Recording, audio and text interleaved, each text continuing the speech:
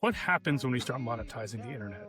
And that's the entirety of what we're working on here, is what happens when Google hits Cloudflare 20 million times a second through its backdoor? And how does Cloudflare monetize that? Or stop Google or charge it? What happens when OpenAI just starts scraping everyone, and maybe if you sue them, you'll get them to pay you some money? How do the Reddits of the world, Wikipedias of the world, Yahoo Finances of the world put an endpoint on the website that says pay us a tenth of a penny? And the payment mechanism can not only charge for that, do it in a profitable way, but also enable the respend of that next penny. How do we restructure the internet to have native money where machines can start paying other machines without humans in the loop, and then respend that same dollar? Season 7 of Stableminded is powered by Brale. With Brale, you can launch stablecoins in just minutes, and most importantly, actually make them usable. They have a single API that unifies licensing, custody, on-ramps, and off-ramps. Brale is the stablecoin issuer for emerging ecosystems like Canton and Lightspark, and they also provide core infra for payments and embedded finance teams like CoinFlow, Rain, Flashnet, and hundreds of others. This season is all about stablecoins for everyone. Learn more at brale.xyz. Bob, thanks for joining Stableminded. So excited for this conversation. How's it going? It's going well. Thanks for having me. We've had a really good time recording this podcast season with Brale. They've just built such an incredible ecosystem of builders, of developers, of early ecosystems that are working with them. It's been really fun. Some of the conversations that we've had with some of the teams actually have mentioned Radius and what you're building and how they might work with it. If you're listening to this, go back and listen to the episode with SBC, CoinFlow. We'll probably release this one later in the season. But Bob, why don't we start with your background a little bit? I'm actually, to be honest, pretty intimidated to try to capture it because of how much you've been doing in and around crypto and payments. So I'm sure you've said this many times, but would love to start there and then get into Radius. Yeah. So I started my world in payments and money.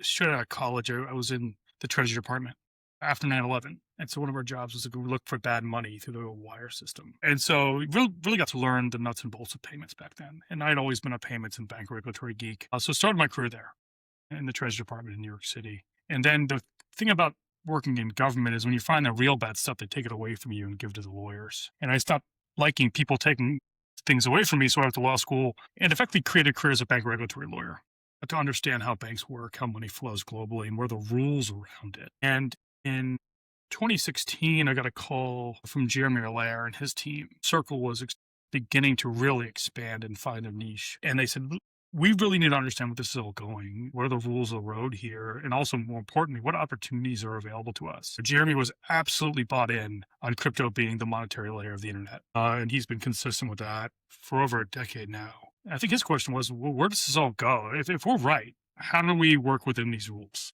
How fast can we grow? And so I spent several years with Circle helping design that, and starting my time at Circle as a GC, the Circle Trade Desk, which at the time, along with DRW / Cumby, was the biggest trade desks in the world. So really got to understand how crypto works. How does it actually work as a business? Who are the major movers of it? And the cool thing about Circle was the trade desk was inside the engineering room. And so you kind of had some of the best traders like Dan Matuszewski on one side of your ear, and you had the people designing USDC on the other side of your ear. And so it was this incredible osmosis experience in how crypto worked. And that, from my end, culminated in helping design USDC. And how does this thing actually work from a legal and regulatory standpoint? Circle Trade was, if you actually go way back, you had Bitstamp had a stablecoin before anybody, and Ripple IOUs. But Tether was the monster, because Tether just worked better. Wires were terrible. Banks would shut you off, or they just wouldn't work, or there was a settlement lag between BTC and low wires, and Tether just solved that problem. And so at Circle, we're like, okay, can we solve this better than Tether? And I think that story's still being written of who wins that battle and who else is in the game. But I think we made a pretty good effort in creating a competitor to Tether. And so I had a really fortunate role there in designing from a legal and regulatory standpoint. Yeah. Zoom in a little bit, if we just want to pause there in this moment of your career where it sounds like and it's maybe continued to sit on both sides of this, kind of like that room that I'm imagining the room that you're even just describing, where you have like a lot of the legal stuff going on one side, and then a lot of the product and engineering and fundamental stablecoin stuff on chain going on the other side. It's kind of a picture of what your career looks like. It's like, how do we marry what is legal, what is inbounds, what is regulated in this current structure that we have to play in with and understand what that means with all of these new emerging innovative things that are now happening with money in a new way. What just in that kind of in that paradigm that you were in, would you say that that really began at Circle, like in that room when you really started learning about stablecoins as an asset class, what these things could do? Like what was that like and when did that happen? I think if anyone's worked in money for a while, particularly if you're of my generation who grew up learning the internet, the 90s, and then seeing how data moved better on the internet, but also remembered things like letters, it was very clear that distributed systems and cryptography enabling forms of value to move on the open internet were just a better form function of money than the traditional system. And that's something we talk a lot about here, in that there was absolutely a split of the monetary internet and the internet as we know it today in the late 90s, that you could see if you cared about this stuff and you knew the inefficiencies in the modern banking and monetary system and how much money was made on those inefficiencies. People like Jeremy and Paolo and Brian Armstrong were really onto something there, that we do need to solve this forking of the internet and bring it back together with stablecoins. And so, the question was always, wasn't whether we were going to do it, because it was just a better way to solve the problem. The question was, okay, how do we as an American company based in the United States make a compelling argument that this is a better way to do it and can be done in a safe and sound manner? And I think we did that. It takes a lot of time to do it. It takes a lot of time in Washington. But also, most importantly, it takes a lot of strong engineers building a good product and product people designing that good product. And so the cool thing about Circle was there was just incredible trust from the leadership, from Jeremy and Sean down, of we're going to build this the right way and we're going to solve this problem, because once we show how compelling the solution is, this can be really hard for anyone who is a representative of Americans to say, we're going to insist you use the worst product, which is the traditional banking system. What were some of these legal challenges that you faced, or decisions that Circle in that moment, almost now 10 years ago, or maybe more than 10 years ago, was these core things that you brought to the table, or challenges that you guys faced bridging these two worlds together? Now we can kind of look back at the IPO and Genius, and everyone's kind of running victory laps today. This was a long time ago in some ways. What were those key hurdles that you guys were looking at that point? Sure. So if you look at kind of the initial questions of how USDC's launch product differed from Tether's launch product, right, the one that's out in the market, I think the first critical design question we had that impacted legal and regulatory and compliance issues was, is USDC built with a whitelist or a blacklist? Right. And so what that means is, when we launch USDC, do we only enable permitted parties to move USDC, which would be the whitelist system? And that automatically starts narrowing the aperture of users from the jump. You're really canceling about 2/3 of the planet right there. Or do we have a blacklist, which is, we will build and invest in a comprehensive compliance system that will, under certain circumstances, freeze money and ensure that money is put in a specified account and necessary authorities are notified of illegal activity or potentially illegal activity. That was the first and threshold question. And there was a lot of conversations about that. If you're going to have an open internet of money, akin to an open internet of data and communications, it's very hard to do so with a whitelisted, what I'll call a whitelist-based stablecoin. I just don't think you get that kind of traction. What you get is something akin to the tokenized deposit system people are talking right now, where you have to jump through considerable hoops to use it. And the utility, particularly of those persons who most need an inflation-resistant dollar, right? Because a big appetite for stablecoins early on were persons who lived in places that suffered from dramatic inflation. Those are likely persons that may not have multitudes of identification systems in order to do what would be traditional KYC processes. So that was part one.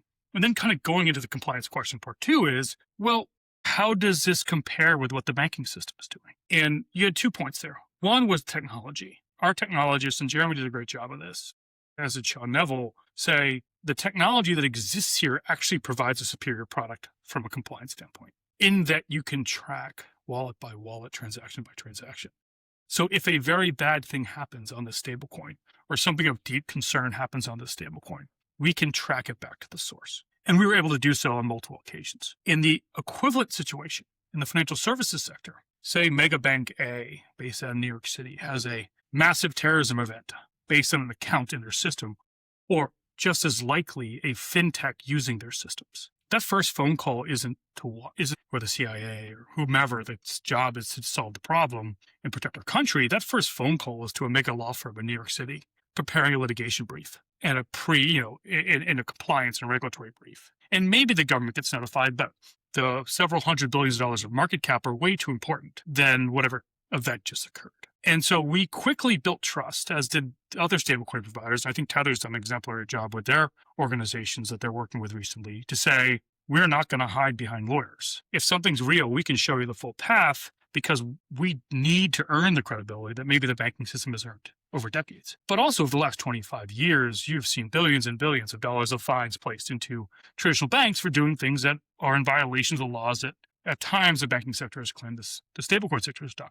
And so I think the two parts there was, one, we can solve the problem and track the money in a very consistent, convenient way. And two, as compared to our competitors in the moving money game, which would be the large banks and then the fintechs, such as or Western Union, we think we perform a comparable activity, if not superior. And, so we made those arguments, but then we had to prove those arguments, that when bad things did happen, we were responsive and we were direct. And I think the industry has built an incredible reputation, continuing that pattern that those of us in the space who were working on this project earned and worked really hard to do so. Yeah. Yeah. Stablecoins and payments for me, as well as has always felt like the right types of people that I want to be around while we're building this type of, the technology is very similar in terms of cryptography, blockchains, internet money, all of that stuff. But the specific people that, for whatever reason, gravitate toward stablecoins, payments, it's for me, those are the kinds of, at least the people that get mentally excited about the serious use cases, the industrial use cases is the word that I see you guys using around what payments on chain or money on the blockchain really looks like versus maybe meme coins, NFTs, and other things. Give us, as we kind of segue a little bit, there's so much here into what happened after Circle and maybe the seeds that were planted along your career or along the journey that led you into now wanting to build and start Radius. And maybe paint a little bit of those core problems of what industrial scale doesn't look like or what barriers you faced along the way. And then bring us a little bit into what Radius does and the new chapter that I know I'm just skipping over so much. No, it's good. We don't have a ton of time. Yeah. So, I think the first point there is why leave Circle? Why leave that rocket ship? And there was only one reason I was leaving that rocket ship, which was government service or national service. And what happened there was, if you were in this space, following closely the dichotomy between the US market, what I'll just call the Pan-Asia market, and then specifically the Chinese market, you were seeing a couple things going on importantly. One was that the Chinese fintech system was just leagues ahead of the United States. WeChat Pay and Alipay were just operating at a different level of scale than anything happening in the West. And two was the investment of that country into novel fintech solutions, not novel technology solutions, for moving the currency and simulating their economy. And one thing I learned while working at Circle was the level of investment the People's Bank of China had made into their central bank digital currency program. And by 2018, they had hundreds of top engineers that they had taken from their large technology companies. They hired them out of them to build a national currency for the country of China. And there's moments in history when the Sputnik moments when countries decide to make massive technological leaps, and this happened in semiconductors as well. And China had begun doing that, and they continue to work on that. And so we proposed to the Federal Reserve, myself, to a senior officer of the Federal Reserve, that we build a team to compete. This was late teens. Late teens. Okay. Late teens. And so that started with myself joining, and then a team being built inside the Federal Reserve of combined MIT and Circle persons, became other people as well, to understand what a American digital currency would look like, that were Congress to give us the authority to do so, or were Congress to ask us to do so because of that Sputnik moment proposed by the Chinese, that we'd be ready to compete on the global stage. If you think about the persons with access to the Western internet, you're looking at about somewhere between 3 and 3.5 billion people. If Congress asked us to build a dollar network, support the entire world where they choose to use it, how do you build that thing so it doesn't fail and there's no latency in transactions? And you start with that problem, understanding everything we know about money and everything we know about crypto and stablecoins and everything we learned from Circle. And so we got some of the top engineers out of MIT's digital currency initiative. We got some of the top engineers out of Circle, and we got to work. And so that started with a different question than, say, Circle did with USDC or Tether did with USDT, which was how do we beat out the Bank of America wire between, say, Circle Trade and OKX and just do it better than the wire, which is where they started. And so that's a totally different build, but you're using similar technologies. And so understanding that if the net goal for stablecoins isn't necessarily to move it on Ethereum or on Bitcoin Omni or on Solana, but how do we move value data to the largest amounts of endpoints as possible in the fastest time at the lowest cost in a distributed way with cryptographic security? How do we do it? And so that's where we ended up with what became Project Hamilton, in which we moved effectively something very much like Bitcoin's code base to 2.2 million transactions per second. And then later, what we call Parsec, which is the foundation code behind Radius, in which we began linearly scaling the Ethereum virtual machine, which has become the focus of our attention for it's 2026. So for the last 4 years, is can you quite literally linearly scale EVM execution at almost zero cost? And so that's what we've been up to at Radius. Wow. What was it like to be in the late teens, Federal Reserve of Boston? What was it like? It sounds like you were involved with like really leading and pushing this group of, what would they formally call this? Was this like a council or this group of folks that you were banding together to? So So our team was technically called the Applied FinTech Research Division. We were a division of the Federal Reserve Bank of Boston. And then we later became what was called a system run group. So the Federal Reserve system is the board plus all the banks. And so we became a system initiative once Governor Brainerd announced our project in 2020, and we received support from the chair later that year. That's how the Federal Reserve, anything big that happens in the Federal Reserve, generally speaking, every bank gets involved in some way. Okay. It seems like, I mean, looking at the history of that time with government and crypto and innovation and like debanking and choke point and all that stuff that was going on in that moment, what was that like to be inside those conversations, and how did you get progress done, and how did you actually take an approach to educating educating from within? Like what was that like for those couple of years? It was hard. It was hard. The good thing is the Federal Reserve's mostly, and I say it in the best way possible, they're mostly geeks in the best way. It has more PhDs than any organization in the rest of the country in the national service. They're people who are really curious. And so it's technology, which is just data and math, and they were really interested in that. But the problem was you had a lot of other stuff going on that led to skepticism. One is that the stakes are extremely high. You can't muck about with the US dollar, and you can't just throw it on new rails without testing it thoroughly. So I think there was real concern there. Two, we were undergoing the largest inflation in history since Paul Volcker. And so a lot of times we just had bigger fish to fry from a policy standpoint than to take bullets about some guys working in crypto, particularly post FTX. And third was you also had this really interesting combination, particularly out of the Federal Reserve Bank of New York, where you had persons that had been around for 30 or 40 years. So they had been through the digital transition already. And so with the stablecoin conversation, it was very much not a old way versus crypto/new way. It was, okay, this is a new thing. We've done this before. Why is everyone getting excited? This is just a couple of engineers doing what we did in 1971 all over again. And I felt those were the most helpful conversations, was getting rid of all the jargon, getting rid of all the drama, and just saying, okay, this is a new way to do X. What are the trade-offs? How do we ensure we do this in a smart way? And then how do we get there, right? And how do we make a final decision? Because ultimately changing this would have almost certainly been Congress's decision. So it was really doing it in a way that ensured we provided trust from Congress and explained the trade-offs clearly. And we think we did a good job. Certainly the FTX environment didn't help. The political climate out of the White House at the time being pretty aggressive and skeptical towards the community didn't help.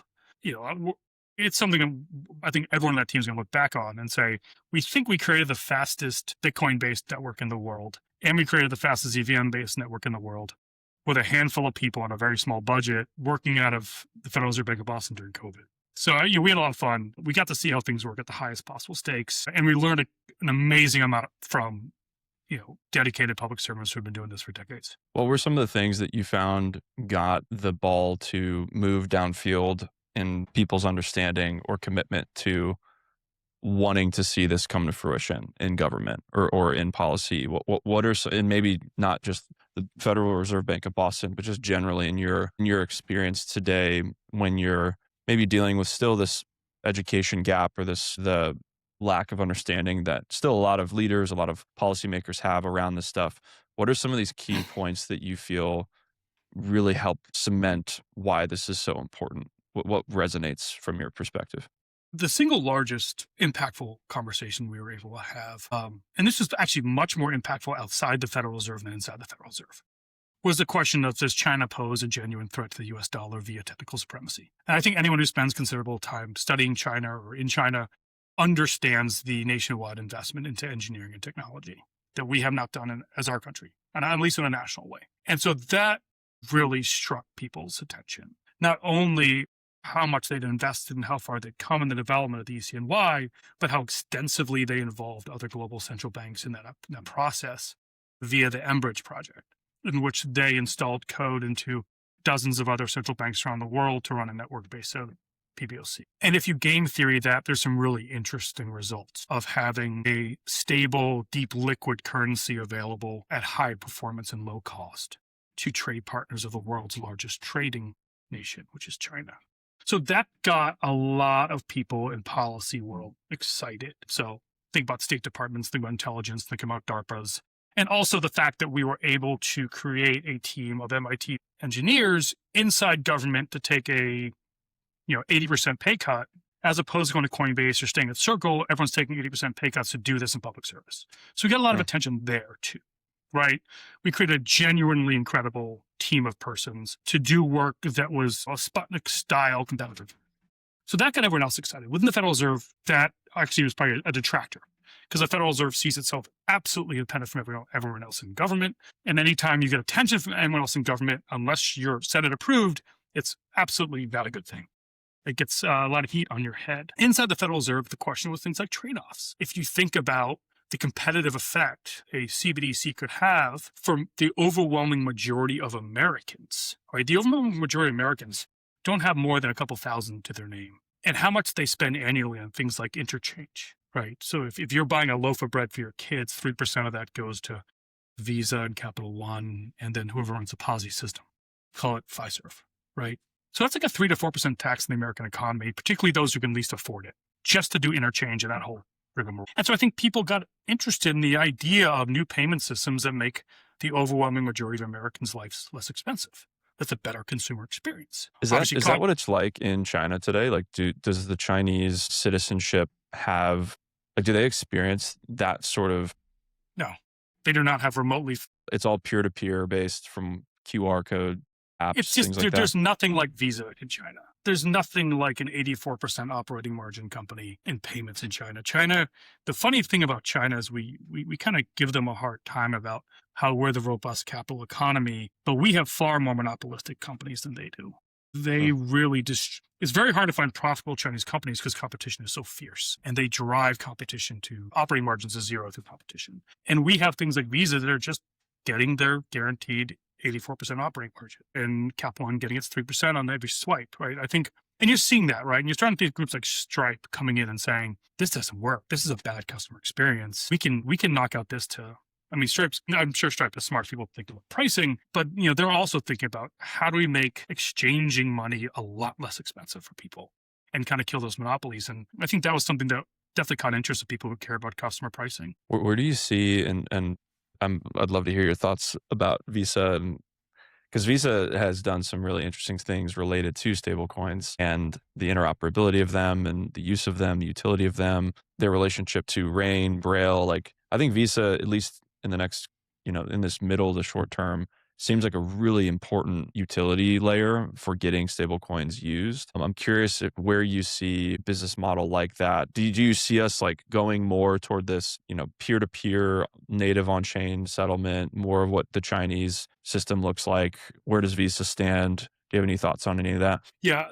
So kind of, I guess, the larger place I'd go there, which is really the focus of our company and our product efforts, is the differentiation between human payments and machine payments. And most payment systems to date are primarily focused on human latency, meaning there's a human somewhere in the decision loop and in the action loop. And so below a certain speed, it doesn't matter. So I think Visa is going to continue to be extremely successful in payments that involve humans. I also am fairly skeptical on Visa's role in stablecoins, namely that they have such high operating margins, and stablecoins can be offered effectively for free.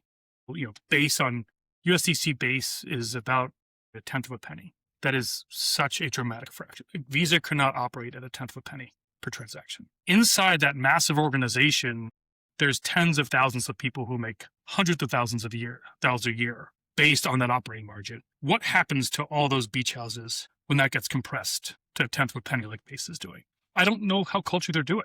Like, that's going to take an absolute monster of a CEO and board to change the culture of that organization to compete against where I think Coinbase and Stripe are going. But in the human payments, I think it takes a long time for people to stop swiping and for rich people to stop worrying about points, right? I think in these conversations, people talk about points. Points are a rich person conversation. 90% of Americans' points do not matter at all because they're too poor. But the 3% matters. It matters a lot on the net. And so what we think about is we're not really trying to compete against Visa on the swipe at the grocery store. For us, the much more exciting thing is what happens when we start monetizing the internet. And that's the entirety of what we're working on here. Is what happens when Google hits Cloudflare 20 million times a second through its backdoor? And how does Cloudflare monetize that or stop Google or charge it? And what happens when OpenAI just starts scraping everyone, and maybe if you sue them, you'll get them to pay you some money? How do the Reddits of the world, Wikipedias of the world, Yahoo Finances of the world put an endpoint on the website that says pay us a tenth of a penny? And the payment mechanism can not only charge for that, do it in a profitable way, but also enable the respend of that next penny. And that's what we think about machine payments here, is almost every blockchain-based payment system, even the faster ones like Solana, are still primarily focused on human latency from a cost and speed and respendability standpoint. So we think about three things. We think about cost, speed, respendability. So the one metric we like to use is Cloudflare.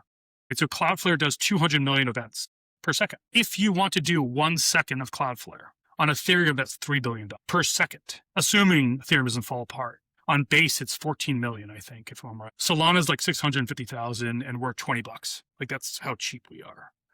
If you think about speed, it would take 52 years, I think, to use. I'm going to mess up my numbers here, but it would take like several decades on Ethereum to run 1 second of Cloudflare. So we just need a different level of scalability and cost, and then respendability of the same dollar. And so that's what we think about here, is not the swipe at this grocery store, but how do we restructure the internet to have native money where machines can start paying other machines without humans in the loop, and then respend that same dollar? Who benefits most, assuming this will happen? I believe it will. We are going to, I think in the last 5 or so years, I've heard of companies describe streaming of money as kind of this wordage around this. But what happens, who benefits most from this when money becomes usage-based, truly usage-based in this form? Who's winning other than Radius? Who's winning because of that? So first and foremost, like, I'm at that age where I have elderly parents and young kids. And if anyone who's listening has the same thing, you'll notice one thing, is they're both getting assaulted by AI slop and ads. Their lives are on iPad. Like,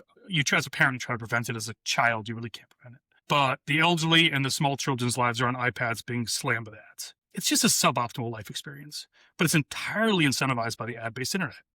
If you create an incentive system to sell things via ads, you're going to create products that give you dopamine to sell ads. And so, like, that's A1 is my day-to-day life. I really, really would love to kill that industry. Like, if that's any industry that's ad-based, like music, Meta. media. Like, Meta's like 98% ad sales. And that report just came out this week that 30% of their sales over the last 5 years came from China fraud. So 30% of revenue at Meta was fraud ads from China, all going to your elderly parents and your young kids. That's a suboptimal life experience. And there's better ways to do it. I bet if Meta knew how to do it, they would. Or maybe they want to do it. I don't know. How does Radius so what's the new model for Meta or a similar use case that you get excited about where those incentives change? Yeah, sure. And how does that work? So, like, for example, if you run a website, every visit can be a fraction of a penny. So you want to read an article, say Nick Carter has his Substack up, and you want to read one of Nick Carter's Substacks. You can just do that, and it costs you maybe 10 cents. Maybe there's some demand pricing there. Or you want to read specialized content on Twitter, there's specialized pricing there, and that's streams. So we think about that. We think about Cloudflare being able to charge people for usage of internets as a gateway, as opposed to those websites using Cloudflare to block fraud, but then sell ads on the backside. Like Cloudflare could just put a pay gate in front of every user of Cloudflare, and they could pay themselves directly. That's fairly straightforward, as could as could Akamai. We think about edge inference, where people in parts of the world that want to have some type of use of edge inference can charge on the millisecond or the second of it. That's something interesting to us. And then I think a lot of it's what you're hearing from base is content creators, not having that being an ad-based experience, but a compensation-based experience. We think less so on the token side, but much more on the monetary side. Can you actually really get paid? Not in a token that may or may not appreciate in value, but in true USDC via stablecoin. So I think ad-based economy will hang around, but I would really, really be encouraged by reducing its dominance to provide real value for real users. So we spend less time on screens and more time doing things. That's something we're really, really passionate about. Yeah. And rewarding and contributing directly to the people that we value most. Right. The Nick Carters on Substack. What are the biggest, and maybe just to make sure we check this box, what is Radius? What are we? Yeah. Yeah. What are you building? And give us the high level of where the company's at. Just like it looks like you've been formally building. I'm looking at your LinkedIn here, a little over 2 years now. Give us the update on how that's going and what it is. Yeah. So, we are, technically speaking, a smart contract execution database system. So, for example, we are not a blockchain. We don't organize our data in blocks and we don't chain them together. We execute smart contracts extremely fast, extremely cheaply. So that's the best way we think of ourselves. Very similar to like an Oracle relational database trying to go after IBM mainframes. We see blockchains as like IBM mainframes and we're the relational database. The cool thing there is we can linearly scale smart contracts. We've gone as high as 3 million transactions per second at 10 million transactions per dollar using basic USDC, ERC20 contracts on basic GCP cloud environments. Nothing special, nothing isolated. So that's what we build. We move smart contract very, very, very fast. And we've been working on this project for 6 years now, 4 years now, but we've been a company for 2. The question is, how do you make this happen? How do you find the use cases for it? So we are launching Radius Core on SBC later this month. So once we launch an SBC, we believe we will be the single fastest stablecoin in the world and the cheapest stablecoin in the world once launched on SBC later this month. And they'll be running on our database. And then secondly, we have a group called Radius Labs. And the purpose of Radius Labs is to understand the applications that will require this 7-figure TPS at almost no cost, focused primarily on artificial intelligence or large language model applications that need machine-based payments and immediate respendability of money. There is a bit of a if you build it, they will come question. Right now, most applications in crypto don't need our speed or our cost. Our cost doesn't hurt, but it's not differentiating. So the question is, how are machines going to start paying each other? How are agents going to start paying each other? How fast do they respend that payment? And how do we build those applications if they're not here yet? But our bet is they're coming. And so that's what we're working on. Like I said, this team has been together in some shape or form for almost 8 years now. And we really care about moving stablecoins as fast and as cheap as possible to unleash a kind of a new monetized version of the internet. Yeah.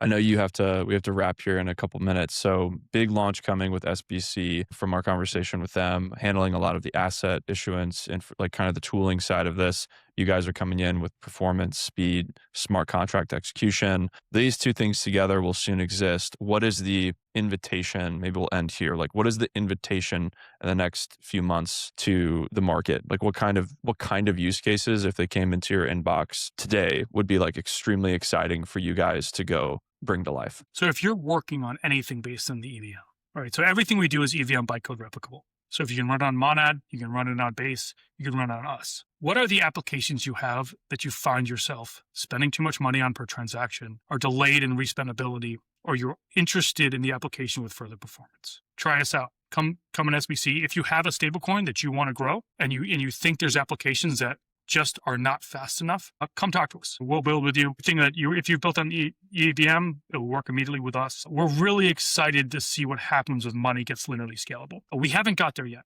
We're still pretty slow. But I think there's incredible latent demand once we start understanding what programmatic machine-to-machine money can do at linear scalability and effectively zero cost.